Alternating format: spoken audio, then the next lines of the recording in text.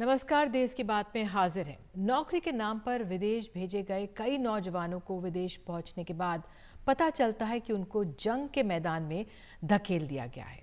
वाकई ये मामला आया है रूस और यूक्रेन की लड़ाई में किस तरह से इन्हें सैनिक बना दिया गया। इन नौजवानों की कहानी बड़ी दर्दनाक है। वीज़ा सलाहकार फर्म्स और एजेंट्स की करतूतें सामने आने के बाद आपको बता दें, आज सीबीआई ने कार्रवाई करते हुए कई जगहों पर छापेमारी की है। दिल्ली, अंबाला, चंडीगढ़, मुंबई, तिरुवनंतपुरम, मदुरई, चेन्नई में रेड्स में आपको बता दें लैपटॉप, कंप्यूटर, दस्तावेज, 50 लाख कैश बरामद हुए हैं। बताया जा रहा है कि अच्छी नौकरी के लिए विदेश भेजने के नाम पर 35 नौजवानों को इस तरह से फंसाया गया है। पंजाब से लेकर तेलंगाना तक फंसे हुए लोगों के घर वाले परेशान हैं और लगातार सरकार से गुहार कर रहे हैं कि उनके अपनों को वापस लाया जा सके। तो हमारे साथ हमारे 3 सहयोगी मौजूद हैं। सबसे पहले आपको बता दें, शुभांग हमारे साथ हैं, मोहम्मद गजाली हमारे साथ हैं और मुकेश सिंह सेंगर भी हमारे साथ मौजूद हैं। एक एक करके आगे बढ़ेंगे। अगर मुकेश, पहले मैं आप ही के पास आऊं और आपसे जानना चाहूं, ये एक ऐसा मामला था जब हमने बताया, जब वीडियो सामने आए, सरकार ने भी माना, सरकार ने भी इसका नोटिस लिया, अब सीबीआई रेड्स कर रही है। क्या डिटेल्स आपके पास? देखिए, लगातार ये खबरें आ रही थी कि जो रूस और यूक्रेन वार जोन है वहाँ पर कई सारे भारतीय युवा जो है फंसे हुए हैं और उनको जबरन युद्ध के मैदान में रूस का सैनिक बनाकर धकेल दिया गया है। इसके बाद जो सीबीआई है उसने इस पूरे मामले में खुद संज्ञान लेते हुए मामला दर्ज किया और सीबीआई ने 7 राज्यों की करीब 13 लोकेशन पर रेड की और ये रेड जो वीज़ा कंसल्टेंसी फर्म्स हैं और साथ में जो ट्रैवल एजेंट्स हैं उनके ठिकानों पर हुई और रेड के बाद सीबीआई ने 50 लाख रुपए कैश बरामद किया और इसके साथ में बहुत सारी कंप्यूटर और मोबाइल बरामद किए गए और डिजिटल एविडेंस जो है बरामद किए गए। सीबीआई के मुताबिक अब तक की जांच में ये बात सामने आई है कि जो ये फर्म है और जो ट्रैवल एजेंट हैं वो भारतीय युवाओं को अलग अलग सोशल मीडिया प्लेटफॉर्म पर संपर्क करते हैं और फिर उनसे ये कहते हैं कि रूस में नौकरी जो है वो रशियन आर्मी में, जो रूस की आर्मी है वहाँ पर कई नौकरी के पद खाली हैं और जिन लोगों को भर्ती होना है वो इसमें भर्ती हो सकते हैं और उनको अच्छी तनख्वाह मिलेगी। वो ये भी दावा करते हैं कि जो लोग भर्ती होंगे उनको बहुत ही हल्के काम दिए जाएंगे, यानी कि उनको जो युद्ध क्षेत्र है वहाँ पर नहीं जाना होगा। और ऐसे में कई युवा इस लालच में आते हैं और झांसे में आकर मोटी जो रकम है वो इन एजेंट्स को देते हैं और फिर रूस पहुँचते हैं। वहाँ पर जाकर जो दूसरे ट्रैवल एजेंट हैं या जो दूसरे बिचौलिए हैं वो इनके सारे ट्रैवल डॉक्यूमेंट्स वगैरह छीन लेते हैं और फिर इनको रूस पुलिस के हवाले कर देते हैं। फिर रूस पुलिस इनसे कहती है कि आपको रूस का सैनिक बनकर जो है आपको यूक्रेन और रशिया के का जो वार जोन है वहाँ पर जाना होगा और युद्ध लड़ना होगा। तो ऐसे कई सारे युवा फंसे हुए हैं जिनको लेकर सीबीआई ने खुद संज्ञान लिया है, केस दर्ज किया है और इस पूरे मामले की जाँच चल रही है और कई लोग इस पूरे मामले में डिटेन किए गए हैं। बिल्कुल मुकेश, और मोहम्मद गजाली भी हमारे साथ मौजूद हैं। गजाली, 7 राज्यों में छापेमारी हो रही है, 13 जगह ये छापेमारी हुई है।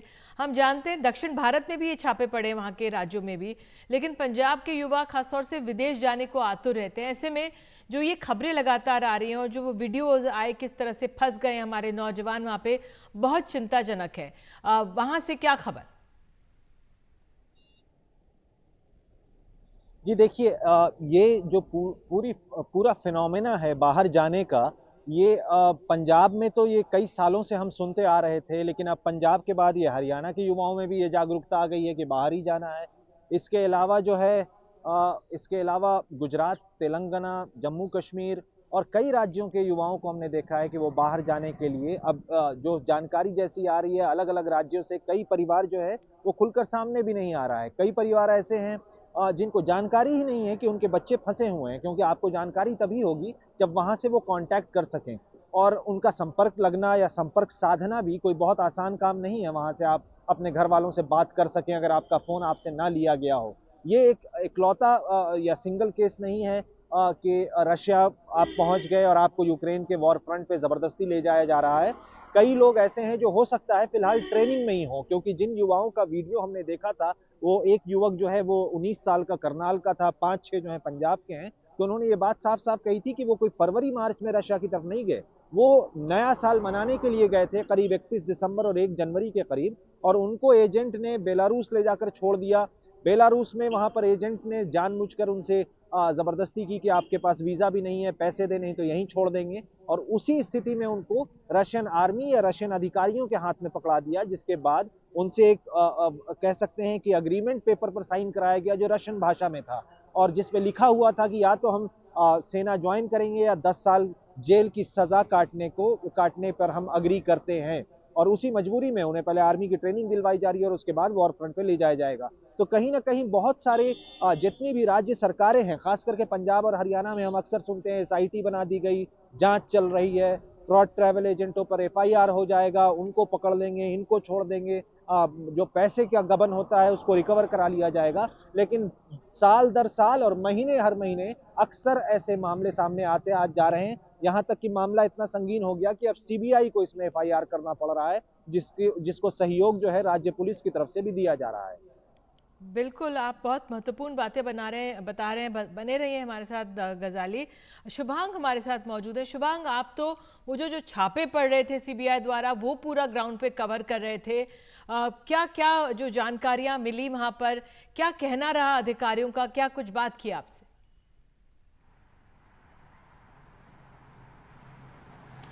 जी देखिए, बिल्कुल ये एक बड़ी कार्रवाई फिलहाल सीबीआई यहाँ पर कर रही है उन तमाम गिरोह के ऊपर जो यहाँ पर युवाओं को उनको ब्रेन वॉश करने की कोशिश करते हैं, एडवर्टाइज के थ्रू उन्हें विदेश भेजने के चक्कर में रहते हैं। और आमतौर पर ऐसे में जो युवा है वो बेहतर ज़िंदगी के लिए विदेश जाना चाहते हैं, कोई पढ़ने के लिए जाना चाहता है, कोई नौकरी के लिए जाना चाहता है, तो ये उन लोगों को यहाँ पर टारगेट लगातार कर रहे थे। वैसे ही बिल्कुल दिल्ली में भी एक जगह पर छापा मारा गया।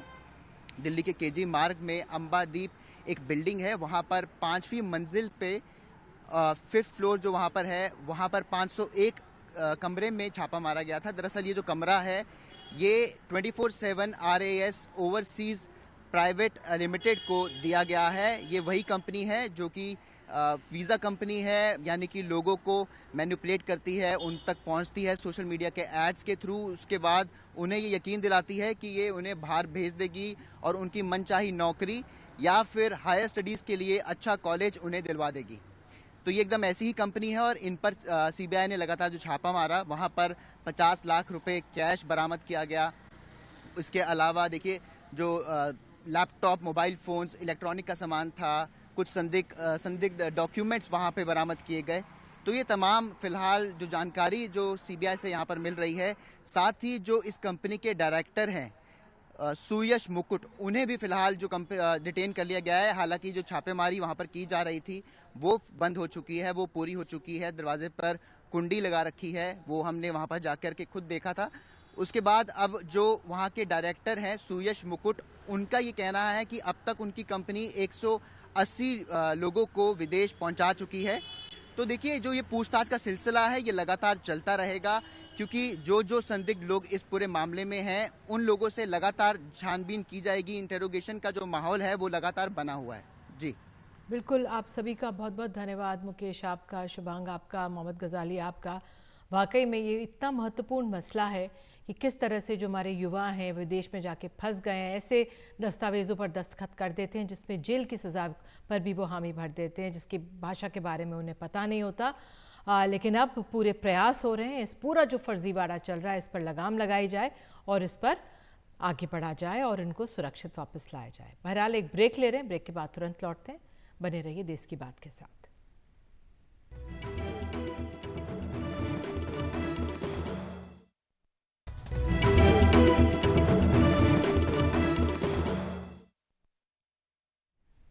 और हिमाचल प्रदेश की राजनीति से जुड़ी हुई खबर। कड़ी सुरक्षा में देहरादून एयरपोर्ट पर पहुंचे हैं हिमाचल प्रदेश के बागी 7 विधायक। वहां से टिहरी ताज होटल पहुंचे हैं ये सभी विधायक जो कांग्रेस के थे। सीआरपीएफ के सुरक्षा घेरे में हैं ये विधायक, और आज सुबह पंचकुला में थे ये विधायक और विशेष विमान से उत्तराखंड के देहरादून में पहुंचे हुए हैं। किशोर रावत हमारे सहयोगी जानकारी दे रहे हैं। तो किशोर, रिजॉर्ट पॉलिटिक्स एक तरह से देखा जाए इसे कह सकते हैं, हिमाचल के विधायक उत्तराखंड के देहरादून पहुंचे हुए हैं, क्या वहां से खबर?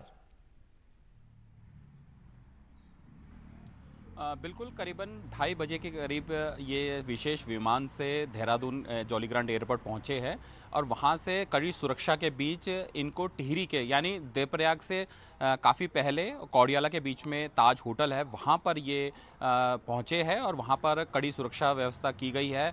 आसपास अंदर किसी को भी जाने की मनाही है, कोई भी उनसे मिल नहीं सकता, सिर्फ बाकी जिन कुछ लोगों से मुलाकात कर सकते हैं। अभी तक फिलहाल जो जानकारी मिल रही है, दरअसल हिमाचल और उत्तराखंड बिल्कुल सटी हुई सीमा और ऐसे में ये जो बागी विधायक है साथ, तो ऐसे में जो इन पे आरोप लग रहे थे कि ये इन्होंने जिस तरीके से पूरी तरह से क्रॉस वोटिंग की और सामने भी आया था कि क्रॉस वोटिंग की थी, उसके बाद सीधे तौर पर इनको अब कड़ी सुरक्षा के बीच में देहरादून यानी उत्तराखंड भेजा गया है और टिहरी में ये मौजूद है अभी इस वक्त, जिसकी जानकारी मिल रही है। अभी देखना होगा कि जो रिजॉर्ट पॉलिटिक्स है, क्योंकि अक्सर हमने देखा है कि हर जगह पे जो बागी विधायक होते हैं उनको दूसरे राज्य में जहाँ पर जिसकी जो सरकार है उनको शरण देती है, तो ऐसा ही है कि मामला सामने आया। अब देखना होगा कि कब तक यहाँ पे रहते हैं और आगे की हिमाचल की पॉलिटिक्स का कनेक्शन जो है उत्तराखंड से जुड़ गया है। जी बिल्कुल किशोर, बहुत बहुत धन्यवाद इस जानकारी के लिए। तो हिमाचल प्रदेश के जो विधायक हैं अब साथ बताए जा रहे हैं वो उत्तराखंड के टिहरी में मौजूद हैं। बहरहाल एक छोटा सा ब्रेक, तुरंत लौटते हैं।